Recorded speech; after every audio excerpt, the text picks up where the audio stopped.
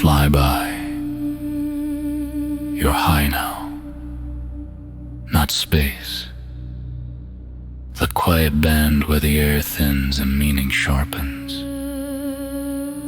Below you, the desert isn't empty.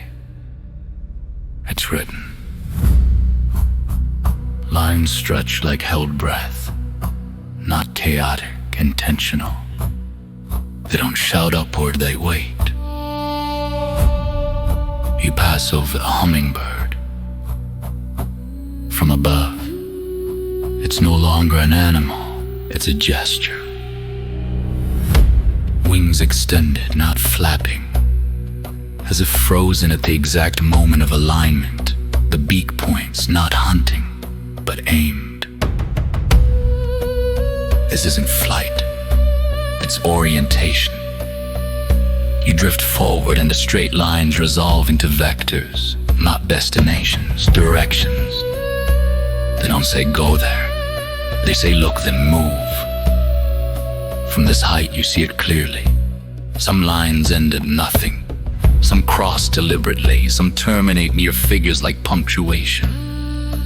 It's not a map of space, it's a map of time. As you pass over the intersections, the feeling changes.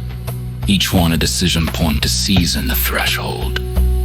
The figures below are not decorations, they are mnemonics, memory anchors for when the sky repeats itself. The hummingbird isn't flying to the stars, it's calling them down into rhythm. From above, your path is obvious.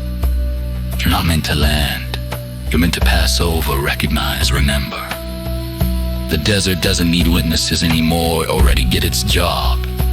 And as you continue the flyby, one last thing becomes clear. These weren't made for the sky. They were made by people who trusted it.